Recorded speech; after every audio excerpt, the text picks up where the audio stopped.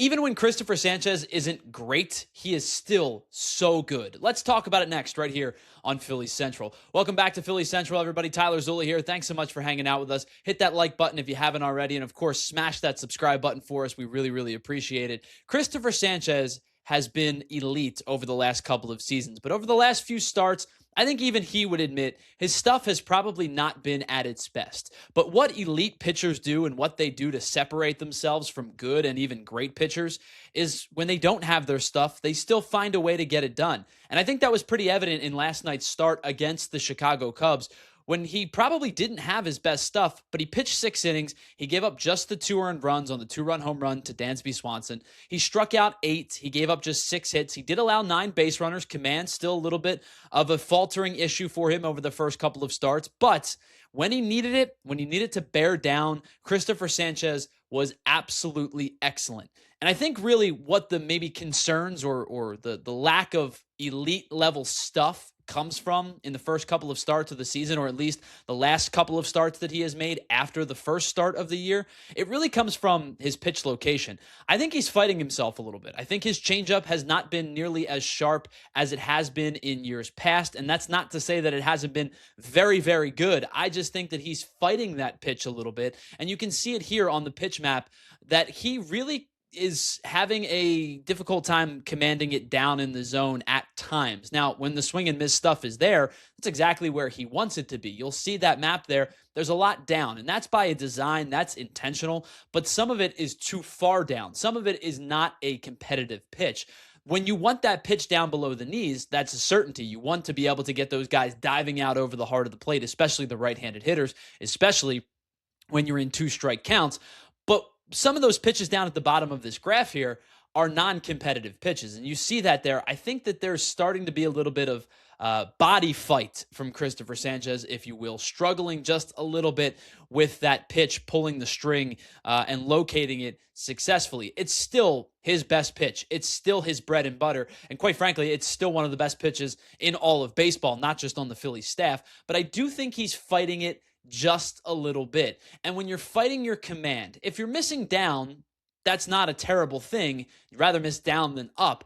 But when you're fighting your command a little bit, what tends to happen is if you're falling behind in counts or not generating put-away pitches, sometimes you end up missing back in the zone. And I think you saw that a couple of times last night against the Cubs for Sanchez. Here you're going to see the amount of hard-hit balls that the Cubs were able to square up. Now, in Sanchez's defense, as you can take a look at some of the hardest hit balls that were hit against him, some of these balls, especially the 3 hardest hit balls, the 108, the 104, and the 103, all ended up being outs, and they didn't really have crazy expected batting averages either. The highest expected batting average, just 320, which when it comes to hitting a ball that hard is not all that particularly strong. But he did give up 7 batted balls that were at least 97 miles an hour, including the home run to Dansby Swanson, the 97.5, which, funny enough, is actually the lightest hit ball of this group. But he did give up 7 balls at 97 miles an hour or more, 4 of which ended up being hits. 3 of them singles, limited the damage for the most part.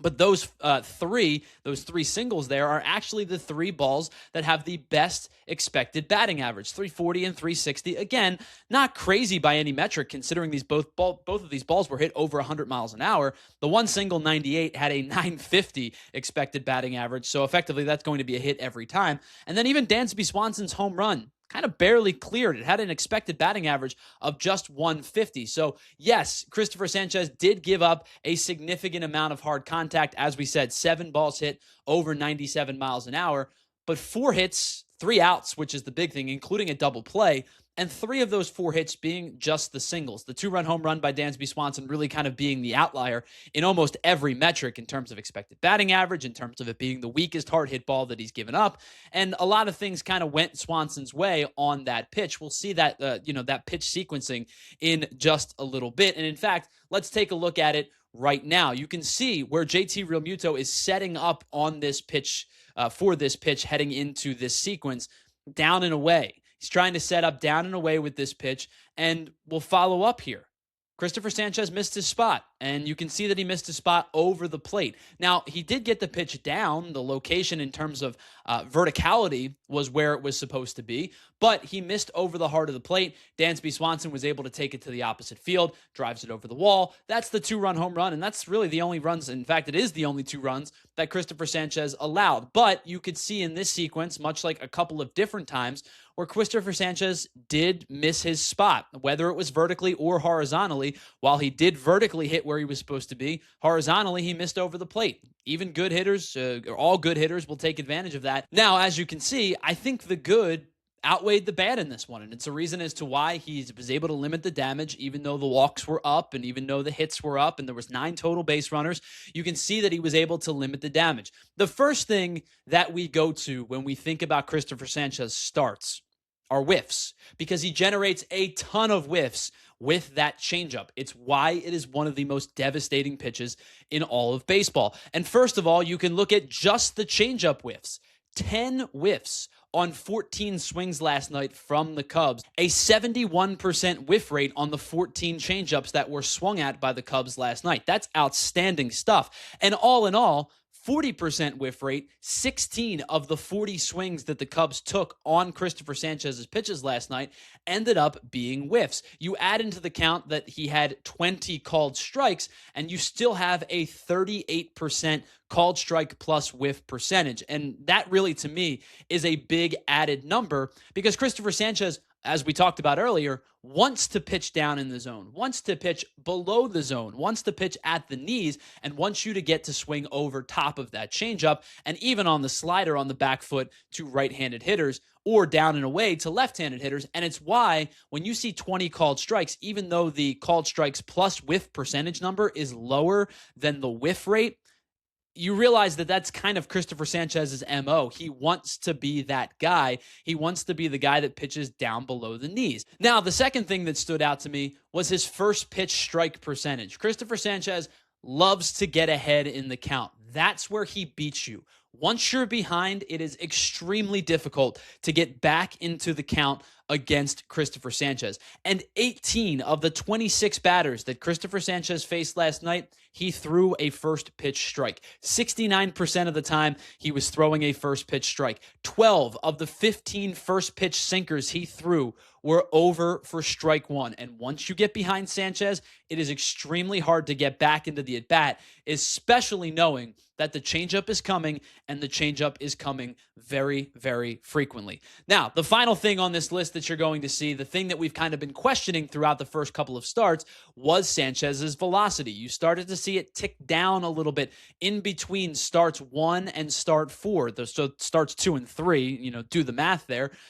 His velocity was starting to tick down a little bit. It was really sitting in the 94s, sometime in the 93s. But the good news is for Sanchez, pretty consistent through 6 innings in this one. Obviously, the velocity is going to dip a little bit as the start goes on, but his 95.8 in the first and second inning was only 0.2 less than what he was throwing in the 5th inning, where he was 95.6, was only 0.4 less than what he was throwing in the 4th inning at 95.4. And his slowest inning, his worst average velocity on that sinker, came in his final inning, which again makes sense as you start to fatigue, 94.4. It's still up compared to where the average was sitting over the second and third start of the season, where you could tell he was really battling, especially in that start against the San Francisco Giants, where they were putting together really good professional at-bats and drawing out at-bats, drawing out counts, and making Sanchez work. And then they were, finding soft spots, and they were hitting the ball hard, and Matt Chapman did a good job off of him, and Luis Ariz did a good job off of him.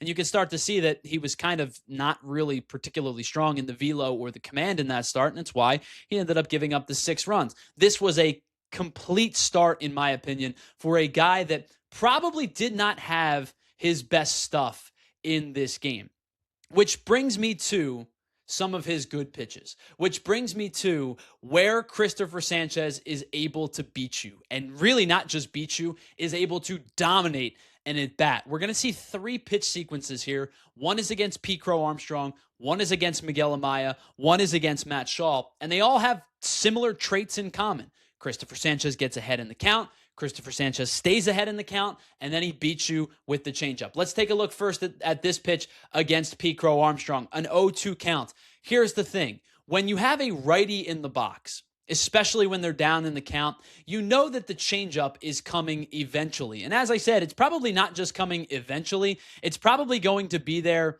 several times over to the right-handed hitter, because that is his strikeout pitch. But when he's able to locate this changeup, as you see here against Pete Crow Armstrong, down and in, that is as devastating of a pitch as it is down and away to the righties, because his arm action is so good. You talk about tunneling in pitching. When Cristopher Sanchez is at his best, he is one of the best tunnelers in the game. He also is 6'5". He barrels down at the mound at you. His extension is pretty good down the mound. When you see that ball released out of his hand, really you're only asking yourself more times than not, is it fastball or changeup? Now, the slider's been used a little bit more this year so far, and that's a good thing to be able to implement that third pitch.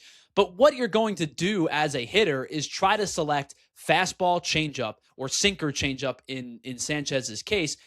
And when you're spotting it as a lefty against the lefty, down and away, the way that you see it against Pete Crow Armstrong here, he's flailing off that back foot. Look how far out the head is. Look how far out the arms are extended by the time that this pitch is received by JT Realmuto. The reason being, my guess is he was expecting something harder. And when I say harder, it doesn't necessarily have to be the sinker in this spot. Could have been the slider, which has heavier velocity than the changeup does.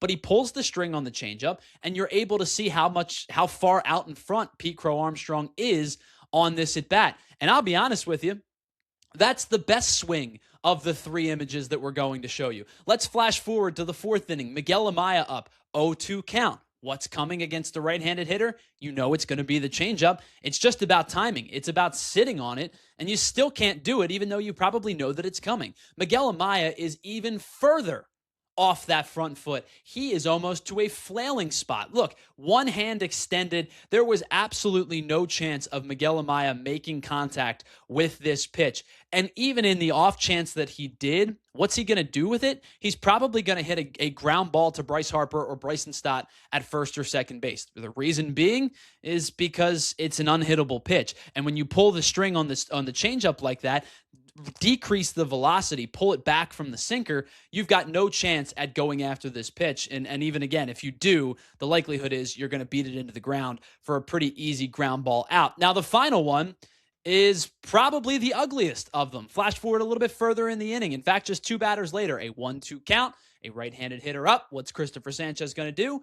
Bury the changeup down and away, because that's exactly what Cristopher Sanchez does. This one, though, Matt Shaw, my goodness, disengaged back hip, totally broken down back knee. Look at him. This isn't even a flail. I don't think you could hit this pitch with an oar if he tried to. This is one of the ugliest swings I've seen on the night. This is, quite frankly, one of the ugliest swings I've seen on the season on a Cristopher Sanchez changeup. Spotted the pitch. Look at JT's setup. Wants it down and away, receives it down and away, exactly where Sanchez wants to put it, exactly where JT Realmuto wants to receive it. And you can tell the end result is a god-awful swing by Matt Shaw. The reason being, it's one of the best pitches in baseball, and he's able to pull the string over on that changeup and get hitters off of their front foot and get them extremely unbalanced. Now, all of this comes into full circle, and you realize when Cristopher Sanchez doesn't have his best stuff, he's still